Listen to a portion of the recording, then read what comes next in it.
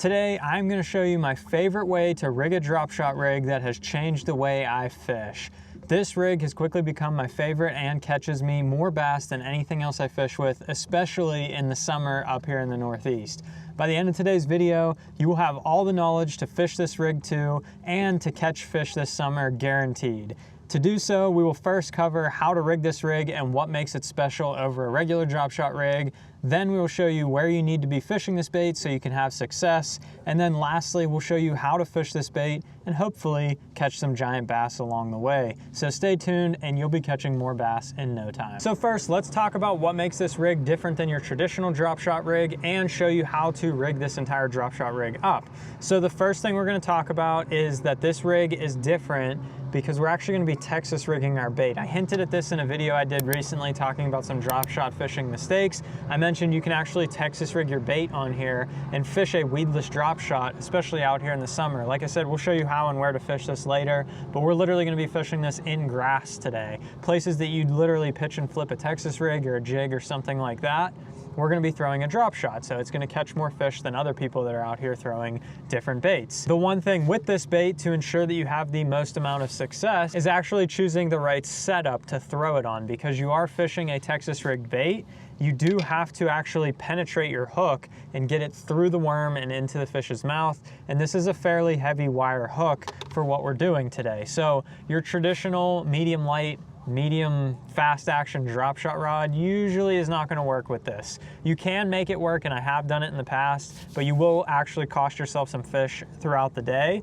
I've fished this same technique with different styles of soft plastics on there on even like a medium heavy bait caster with like 15-pound test. You can do that as well. But up here in the Northeast, what I really like to use is a spinning rod. So this spinning rod right here has been what I've been using recently, and this is the Icon spinning rod. This is a 7.2 fast medium heavy. It has a little bit more backbone than your traditional spinning rod, but it still has that fast tip to be able to work your bait properly, feel what it's doing down there, and make accurate casts. But that little bit of extra backbone is going to get a good hook set and get that bait into the fish's mouth so you land more throughout the day. I fish my standard Shimano Sedona on here, 2500 size. It's the same spinning reel I fish on all my other rods. I have my lime green braid. This is 15-pound test. You do not have to use lime green exactly in color. I've noticed a lot of you guys comment that whenever I mention the lime green. You don't have to use that exact color. The biggest thing is that you can see the braid better than anything else. If you're using a low-vis green, sometimes it's really hard to see. Just pick something that you can see really well because it's going to help you catch more fish. The first thing it's going to do is allow you to know when your bait is on the bottom. So you're going to be able to see that line going out, laying slack on the water, doing all of that so you know where your bait is at all times. You don't want it leaving the bottom, coming way up off the bottom, doing unnatural things.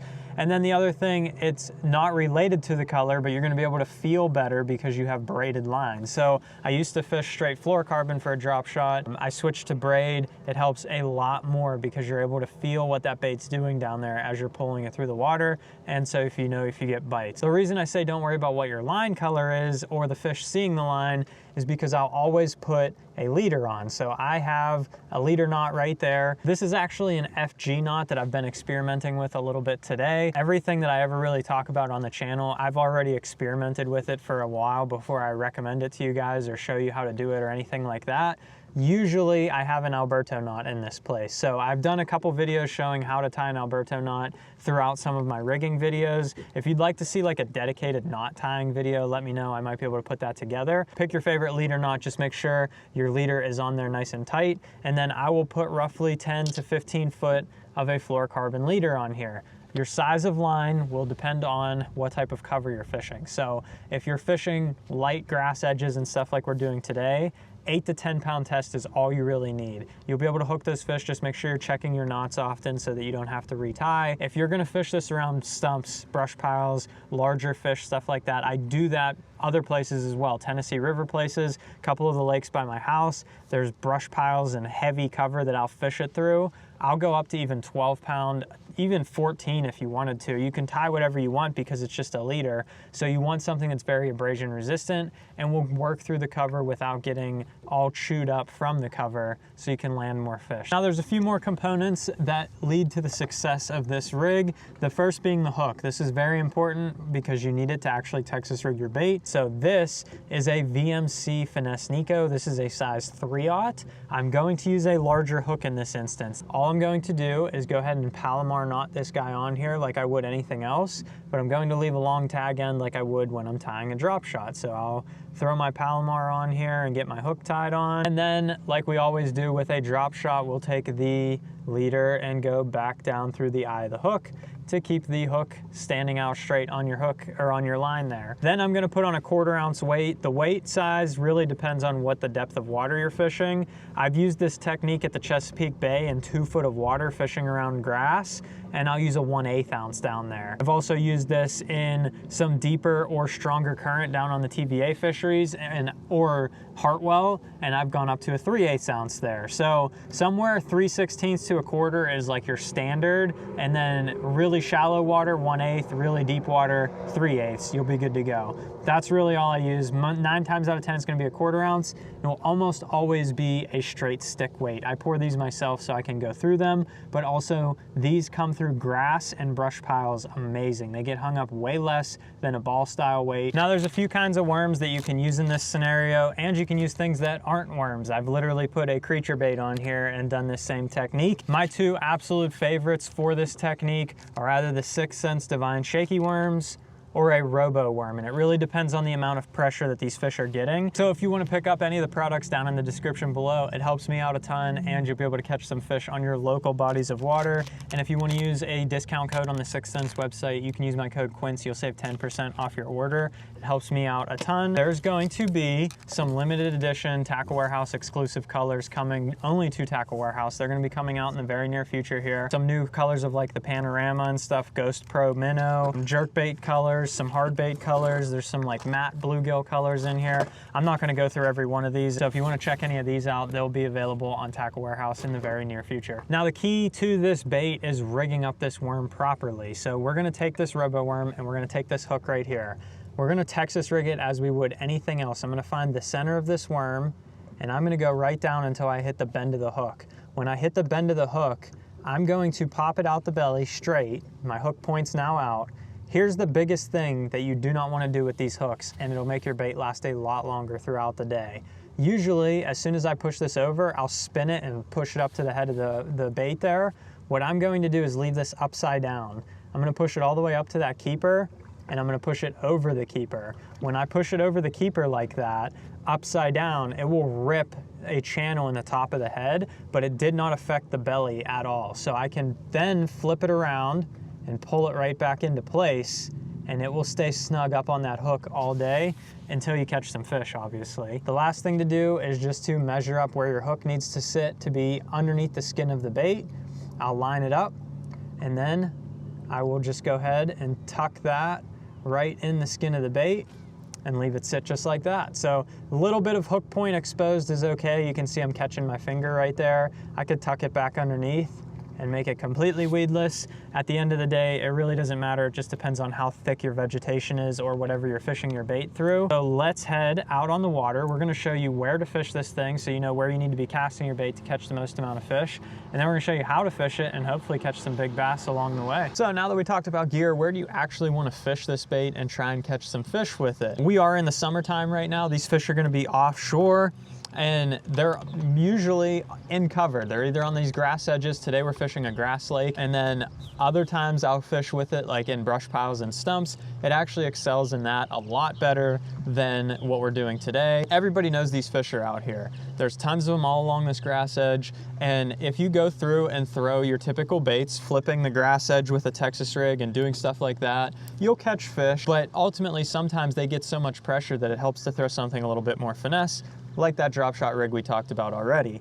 This one I have rigged up with an open hook to kind of show you how effective this bait can be. So I have a grass edge up in front of me here. I'm gonna throw my bait over into it. And yes, I'll be able to work my bait through even with an open hook, but you can see I'm actually catching some grass. So you're gonna spend a lot of your day doing this if you're throwing an open hook bait, where the other one will come through a lot easier. So I don't wanna spend my whole day trying to pick grass off my bait like this. So if I were to take this same drop shot that I just threw in that grass edge and throw it right back over in the same spot, because it has that Texas rig hook, you can fish a finesse bait in places that other people cannot. So I can literally drag my bait through up there. I can feel it coming right through the grass. And again, you'll be able to get that open hook drop shot bait through some grass as well, just not thick grass. So I can literally throw this into the thick edge of that grass and work it out to the open edge where those fish are at, and try and get a different type of bait in front of these fish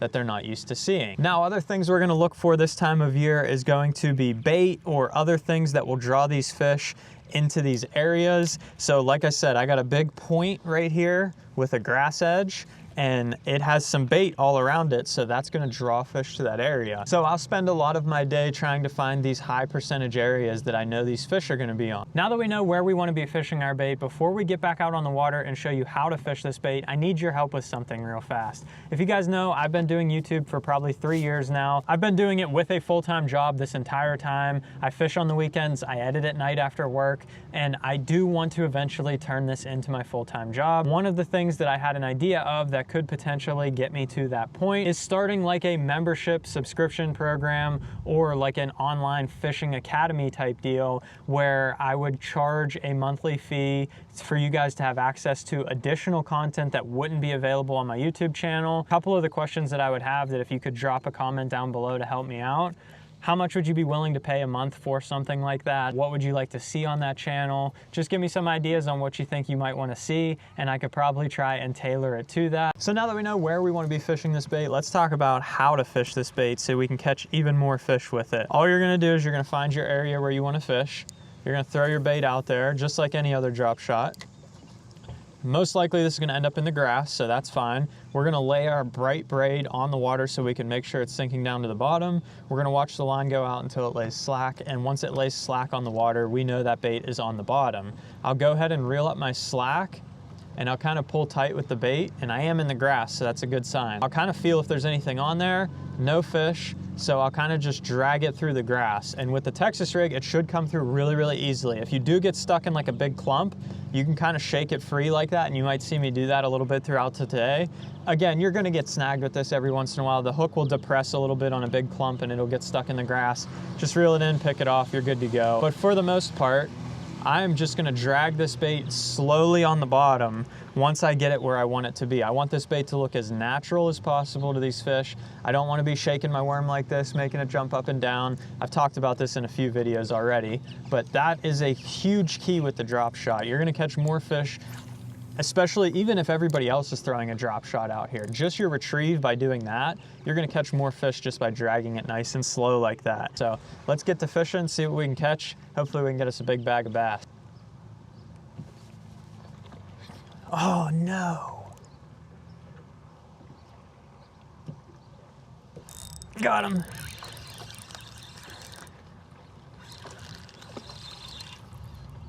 I had him.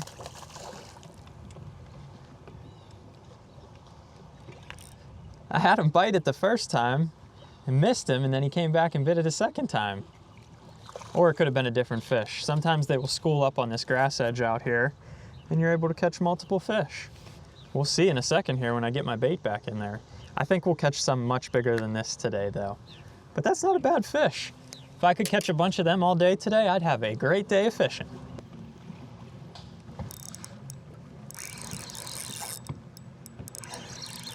There's another one. He's little. We gotta find a bigger one than this. Still fun though, but another little 1.5-pounder.